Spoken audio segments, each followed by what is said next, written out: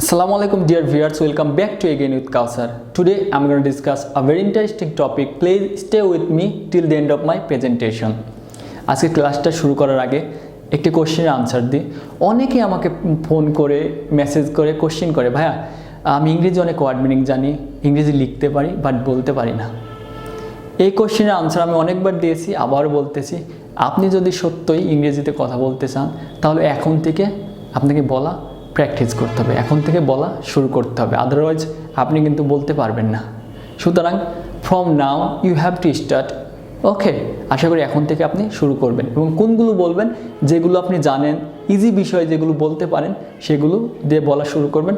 এক পর্যায়ে আপনি অনেক কঠিন বিষয় নিয়ে ইংরেজিতে আলোচনা করতে পারবেন। সুতরাং আবারও অনুরোধ করছি, এখন থেকে বলা শুরু করুন।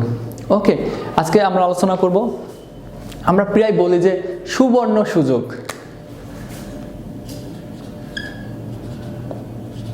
সুবর্ণ সুযোগ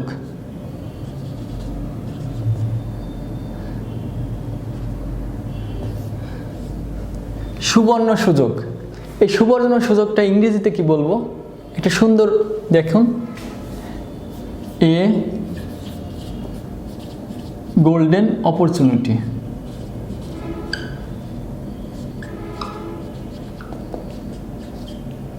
এই গোল্ডেন অপরচুনিটি মানে সুবর্ণ সুযোগ। এটা আপনার সুবর্ণ সুযোগ ইংরেজি শেখার। This is your golden opportunity to learn English. কারণ করোনা ভাইরাসের কারণে প্রত্যেক শিক্ষা প্রতিষ্ঠান বন্ধ আছে, সেজন্য আমরা অবসর সময় পার করছি, সেজন্য এটা আমাদের ইংরেজি শেখার সুবর্ণ সুযোগ। This is your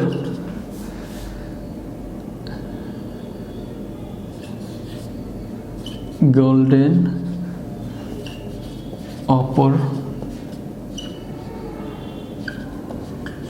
this is your golden opportunity to learn English.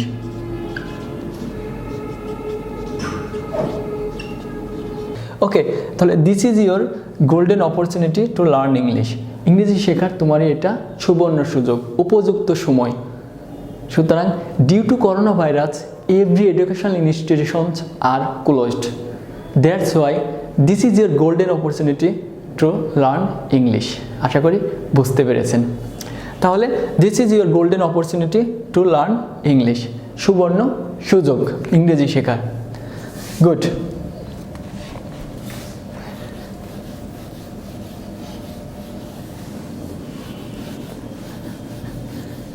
পরেরটা দেখুন, একদিন পর পর। একদিন পর পর, একদিন পর পর, এটা ইংরেজিকে আমরা প্রায় এটা ব্যবহার করি যে একদিন পর পর, একদিন পর পর। Every other day.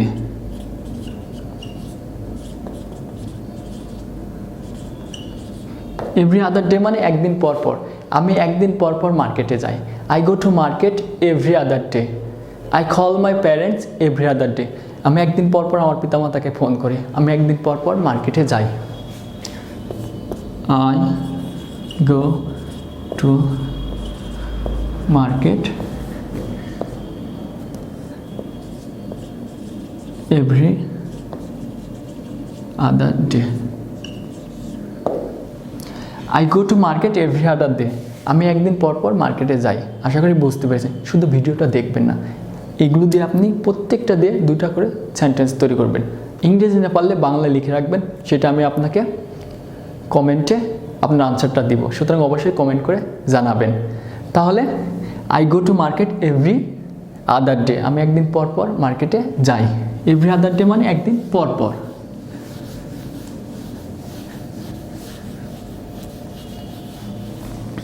তারপরে দেখেন পক্ষে, আমরা সাধারণত অনেক দিন ব্যবহার করি, অনেক সময় ব্যবহার করি পক্ষে। পক্ষে এটার ইংরেজি কী হবে? এটা কীভাবে আমরা বলতে পারি? পক্ষে, সে তার ভাইয়ের পক্ষ থেকে এখানে এসেছে। পক্ষে, on behalf of. On behalf of. On behalf of মানে পক্ষে। He came here on behalf of his brother. সে তার ভাইয়ের পক্ষ থেকে এখানে এসেছে। He came here on behalf his brother.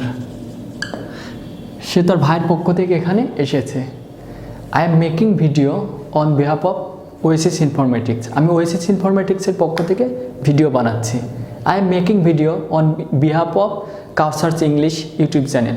কাউসার্স English YouTube চ্যানেলের পক্ষ থেকে আমি ভিডিও বানাচ্ছি।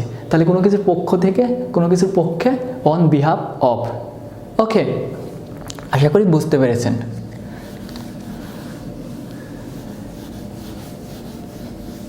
পরেরটা হচ্ছে কিছু সময়ের জন্য। শুধু ভিডিওটা দেখবেন না, আপনার বন্ধুদের সঙ্গে শেয়ার করে সবাইকে দেখার সুযোগ করে দিবেন। কিছু সময়ের জন্য, কিছু সময়ের জন্য, for a while. For a while মানে কিছু সময়ের জন্য। শুধু ভিডিওটা দেখবেন না, আপনি আপনার বন্ধুদের সঙ্গে শেয়ার করে তাদেরও দেখার সুযোগ করে দেবেন। আপনার একটা শেয়ারের কারণে যদি একজন হলে উপকৃত হয়, তাহলে অবশ্যই শেয়ার করবেন। অনেকেই করতেছে, আপনিও করবেন। আর ইংরেজি চর্চা করবেন। ইনশাআল্লাহ একদিন আপনি অনর্গল ইংরেজিতে কথা বলতে পারবেন। তাহলে ফর এ হোয়াইল মানে কিছুক্ষণের জন্য, কিছু সময়ের জন্য। আমি কিছু সময়ের জন্য রেস্ট নিয়েছি। তাহলে I took rest for a while. আমি কিছুক্ষণের জন্য বা কিছু সময়ের জন্য রেস্ট নিয়েছি। আমি কিছু সময়ের জন্য বাইরে যাচ্ছি। I am gonna outside for a while.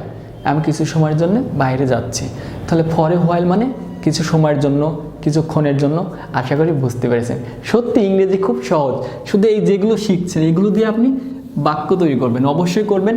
তাহলে এগুলো আপনার মেমোরিতে সারা জীবনের জন্য গেঁথে যাবে এবং আপনি বলার সময় অটোমেটিক্যালি এগুলো মুখে চলে আসবে। তারপরটা আমরা পরে বললে সত্ত্বেও। সত্ত্বেও,